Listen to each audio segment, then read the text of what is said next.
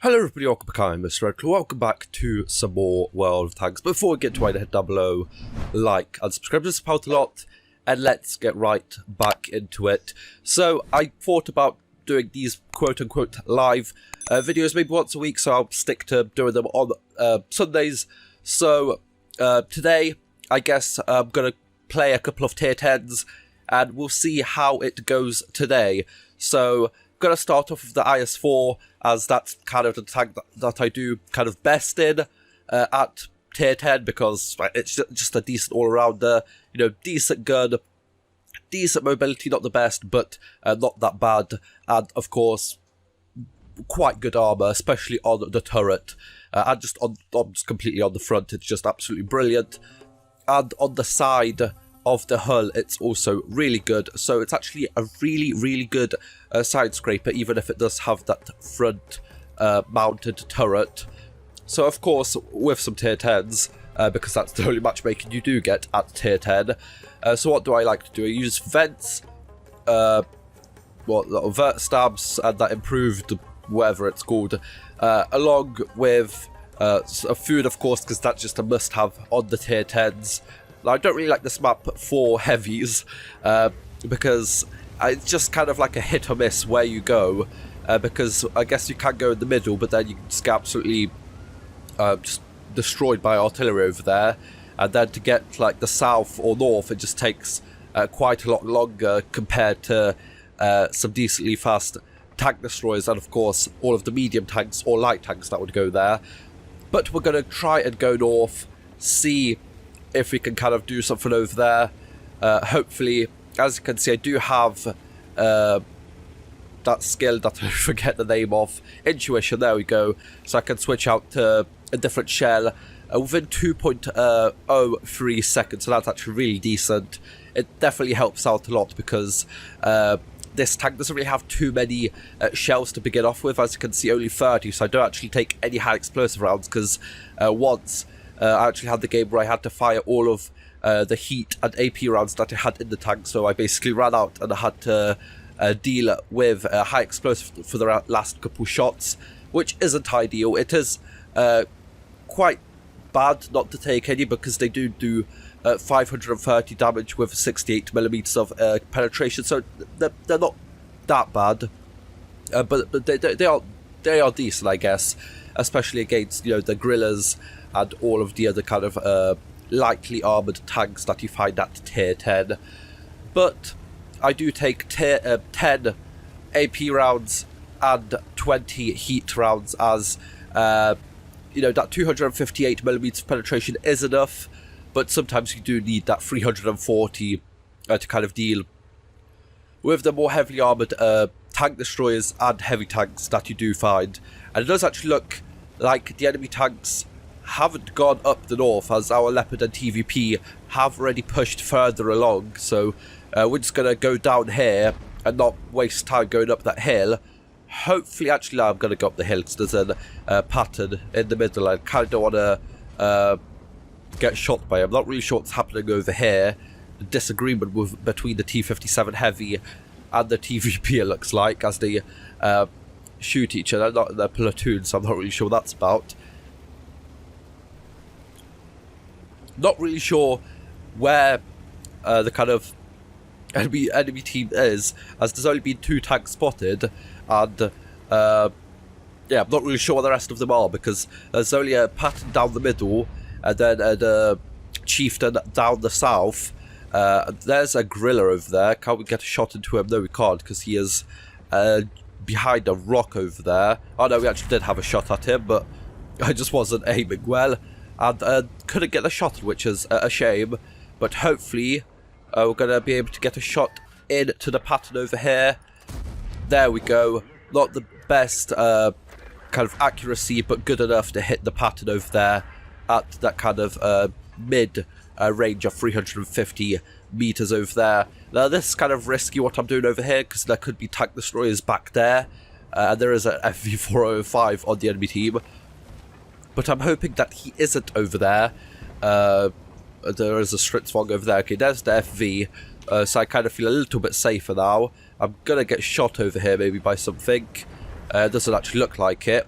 There's a 60 TP over here, which we're going to put a shot in.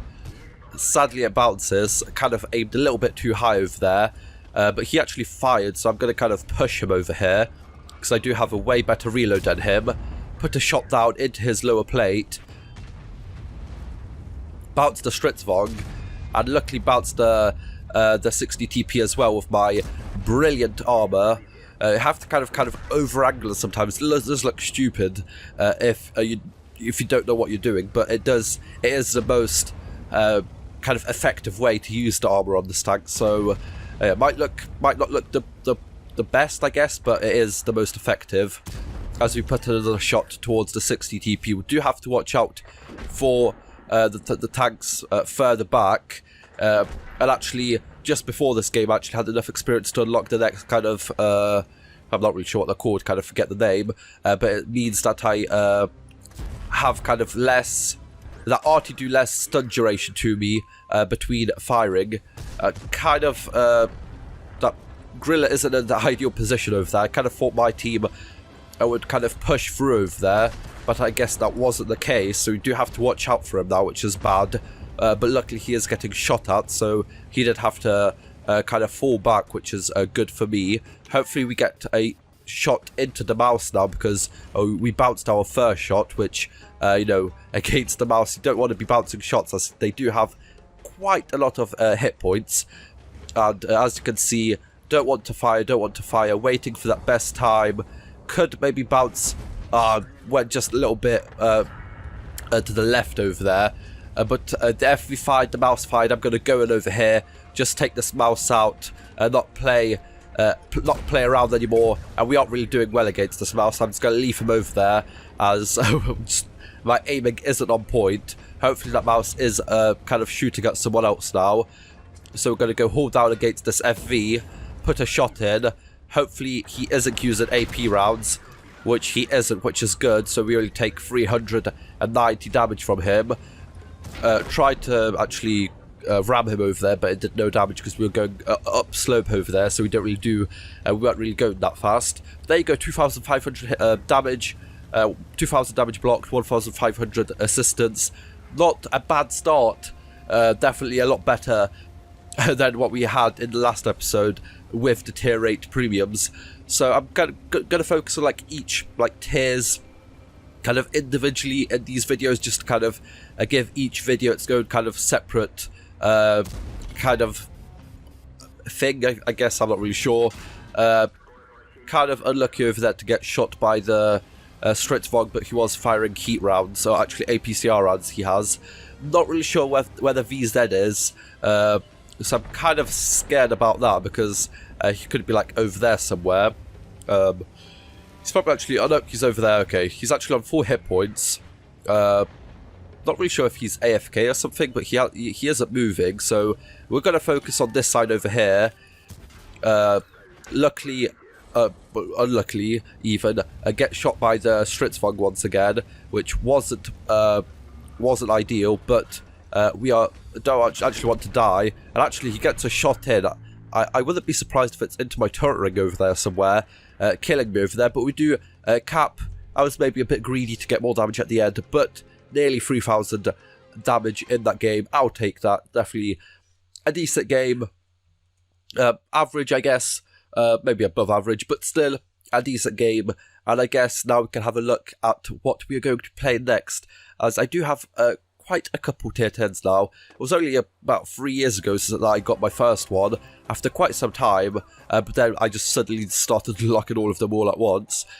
And I'm kind of thinking of maybe playing a tank destroyer now, but which one do we want? As you can see, I have a couple. The Badger, don't really like. It's just, the gun takes too long to load compared to the Tortoise, which has less kind of damage per shot, but a faster gun reload, and that just felt way more comfortable for me.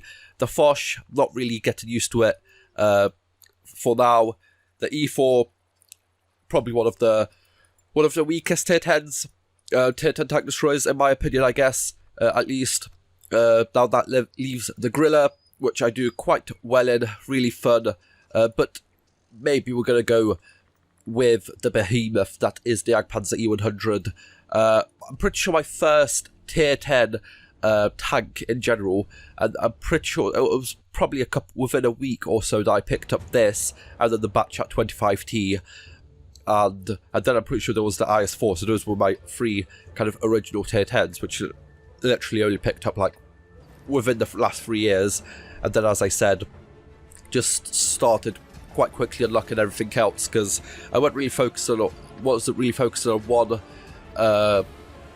tech tree, I guess, just going up loads of tanks at once, which I guess isn't the best way to get tier 10s quickly, but then you do kind of start unlock them all at once, kind of, if you are of course going up all of the tech trees kind of all at once.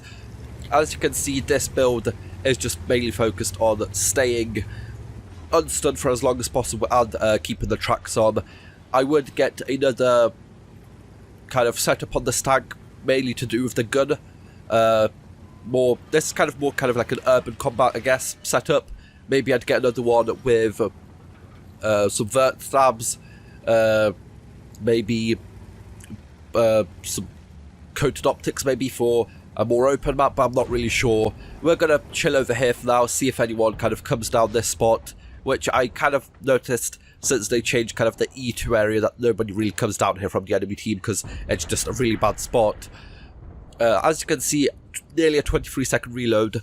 That was actually closer to 20, if not even under, with kind of a gun rammer and stuff. But I kind of noticed I don't really need a gun rammer on this because it does still take a long time to reload.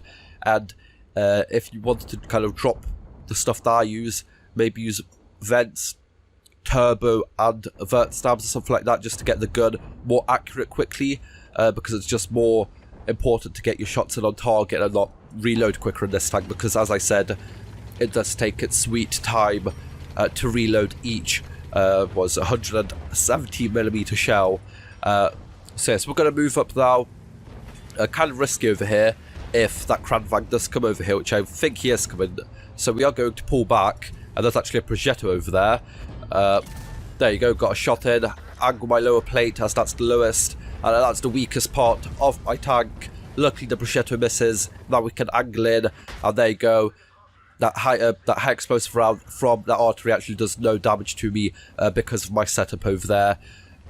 Might have been using the stock gun, but still, you know, that's what you can do with this tank. In this kind of setup, you're just really, really good against enemy artillery. Now I kind of want to get back to the position I was in right at the start. That's only going to depend if that Kranvang is there or not, because I want to kind of cover my lower plate. If that Kranvang does come out, which he isn't, he's gone back over there, that's probably the sensible decision from him, because who wants to get shot for 1,000 damage? That Progetto is in a really difficult spot, because I would want to go help these guys over there, as he is asking over there, but I also don't want to kind of leave our backs uncovered. But hopefully this T30 and UDES do kind of have that covered if the Progetto does kind of push forwards. And hopefully we can just help these guys over there. The Object 277 is a really dangerous spot for him. Hopefully he can kind of stay kind of safe over there. We're actually going to push over here because our team have the middle of the map, which is quite important. Of course, if they wouldn't have that spot secured, then I definitely wouldn't be coming down over here. But they do have that secured, so we are going to go here and kill the Kranvang that evaded us earlier. There's a tortoise behind us. It's actually kind of getting quite serious, as there's a T-57 heavy firing heat rounds, and there's actually a Foch over there as well. But as we said before, we are safe from the middle. We have teammates in the middle that can help us. We got shot by the IS-33 in the cupola, as we can see on top. That is another weak spot. So we are actually going to turn around, as we have enough guns facing that side, and hopefully we can just help this 50T over here against the Progetto and the Kunzenpanzer, and I'm pretty sure that was a Foch B over here as well. So we want to kind of go around and cut tin. Of course, we're not really doing the best of jobs over there with driving over there. That could have been a disaster over there. Wanted to get my tracks up quickly, not to give the Foch any chances of shooting me. Gonna let my time to aim, put another shot against the Foch B, and this is a brilliant thing about this tank. 3 shots into tanks with 4 HP and you're already up to 3000 damage. It's just a really fun tank.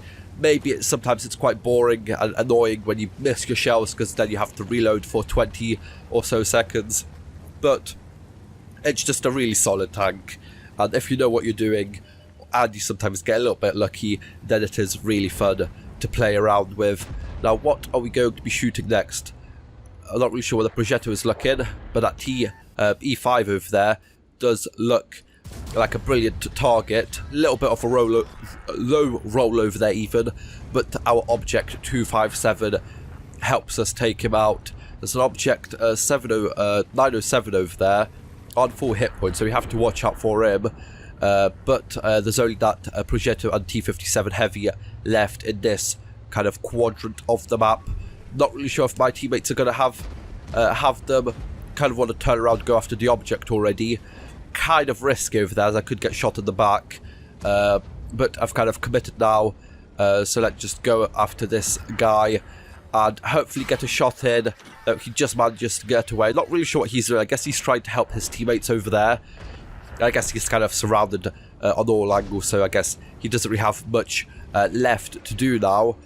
But we're just going to press on forwards over here. Might get another shot in over here into us using AP rounds, but managed to track him. Was going to ram him over there so he can't get my side. 5,200 damage. I'll take that. Absolutely really good game for the Jagdpanzer E100. And I guess we'll finish off with a game in a medium tank maybe, as I do have a couple light tanks, but maybe not the best ones. I guess we'll see in a second when we do kind of come back to the garage over here. I do have the AMX 13105 and the Sheridan. I'm pretty sure those are the only two, if I have a look. I know, of course, I have the EBR, but I guess that's more a wheeled tank than a light tank. So we are going to look maybe we're going to go with the Batchat 25T, you know, my first medium tank at tier 10. Got my brass crew in here, so it's really, really skilled. Do I actually have enough there? I'm pretty sure it's 28,000. As you can see, I haven't really played the Batchat much since the start of like the new kind of changes to all of the kind of mechanics of this. So, you know, just plain regular vents, improved mechanism class. Can't get my words up, but yeah, so have this and also the vert stabs just to kind of get the gun as accurate as possible. And I have a good crew, so with vents and food, 463 meters view range. Not really the most for an open map, but it's enough for this kind of tank. You do have to kind of play this tank more as kind of like a stealth kind of assassin, more than kind of like a light tank. But I guess for a good second setup, maybe you'd drop, you know, those two things. Maybe go vents, coated optics, and a commander's vision system if you can get that on the tank, which I think you can. That would also be a really decent choice. I have seen many magical things happen with a Batchat with that kind of setup as well. It kind of leaves the gun lacking a bit, but it's still good enough to get those shots in when you need them, and of course still have really good kind of spotting capacity for a tier 10 light tank, medium tank even. As you can see, I split my rounds 15-15 to the APCR and the heat. Used to have a clip of high explosive just for kind of, you know, those grillers or something like that, but you don't really meet that many of them, and if you do, not gonna reload a full clip of high explosive just to take them out, because you are gonna have enough with your regular doing 1,950 a clip, and you're not gonna spend, you know, 30 seconds just reloading a clip for that one driller, because it's just gonna take too much. It's gonna be too dangerous just to kind of stay out reloading for that long. As you can see, I do have intuition, and that's slowly coming down. I'm pretty sure that's one of my newest skills on the screw. But, you know, coming down from like 35 seconds to 25 is already decent. So, you know, if I do come up against Mouse and do have time to reload, I'm going to reload the heat rounds, as of course they are going to do a lot better than 259 on the APCR. Now, kind of like a decent map for for medium tanks. Kind of prefer light tanks in this kind of situation, as you can kind of spot. And with medium tanks, you don't really have that much options. It can kind of fight around the middle of the map. Don't really have good enough gun depression or armor for that. I guess don't really have enough armor for this kind of spot as well. But hopefully, if we get lucky, we are against tier 8. So if we do find a tier 8 somewhere, we are going to be absolutely brilliant, as there's a bruschetto just beneath us, but can't really go down because there are tanks over there. As you can see, there's actually one over here, getting one shot towards the UNES. Are we going to get spotted? No, we are not, as we shot the UNES when he was behind the bush. This Cobra is actually going against the Progetto. Is he? Or is he going to stop? I'm not really sure. Borsig fires, gets spotted, gets dealt with. I guess dealt with, not fully, but yeah. Gonna go help this Cobra because let's just take out this Progetto. There you go, only had to put one shot. The Cobra finished him off with his high explosive rounds. Now, it's kind of really tricky now. Do you reload in the back chat or not? 3 rounds left. That's what, about just about like 1,200 or so, maybe a bit above. Maybe if you'd have time, you'd reload, and with that E50, I'm actually just going to hold down over there. I'm going to reload because I'm not going to really reliably pen him in the turret over there, so might as well just reload, get that full clip back in, and hopefully ready to go after the E50M if he does kind of come up and I do get his lower plate. So we are kind of winning the western side of this map, not really with the middle over there, but we do have loads of tanks over here with decent amounts of HP. Not really looking too good on the east, and actually thinking of kind of falling back over there and helping them because they only have, I'm not really sure where's the Super Conqueror is over there. Well, it's really, I don't know, do we go, do we not? Get spotted by the Leopard over there. Luckily don't get hit, which is good. Gonna go back again, see if we can spot anyone else. The Borsa gets dealt with. The E50M is coming around to meet the Cobra and the Leopard, and we are going to go around, I think, to meet the E50M over there and hopefully take him out.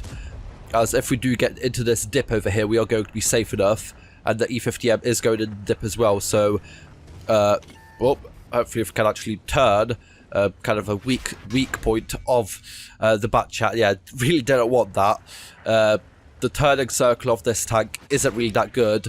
You actually get hit twice by the Conway, and that really wasn't a good trade. All of that damage just for actually nothing. Really bad play by me over there, but I kind of thought those tanks were kind of preoccupied with my medium tanks, but I guess that wasn't the case, so we lose over 1,000 damage over there, 1,000 hit points even, towards the SU and the Conway. Would be nice to get a few shots into them myself to kind of take them out, but as you can see, the back chat really not the most kind of accurate, even with the vents and all of that stuff. The SU is moving, so we have a chance of putting a couple shots into him over here. One, getting another one. Can we kill the Conway? Yes, we can, but we get another hit in by him, and the Progetto finishes us off even. But we are up 3,200 hit points and a couple of kills, and yeah, they only have the Progetto and the Super Conqueror left. So I guess let's look at the rest of this. If it does take you know, just a couple minutes, don't want to be sitting here for the next 9 minutes, but they should be able to finish off the Progetto, which is a one shot, and then turn their attention on to the Super Conqueror and finish him off. The Brask is actually going to get the side of the Super Conqueror, which is the right play for the Brask. One, there you go, the object gets another shot in, and that is a win for us. Not the most damage, 2,600 combined, but I guess we were in the right place at the right time to help our teammates. Definitely did the wrong thing of going after the E50M, losing a lot of hit points. Maybe if I kind of went on the handbrake and kind of turned in quicker, we would have avoided those first 2 shells, which would have given us, more hit points in order to help right up until the end. But I'm pretty sure that's 3 wins for free, which we'll take. What's the average damage over here? 3,200, I'll take that. Maybe a little bit kind of bad on the kind of kill to death ratio, but 850 average experience, I'll take that. Absolutely brilliant couple of games, and hopefully you guys enjoyed. Like, share, subscribe. See you guys next time. Bye bye.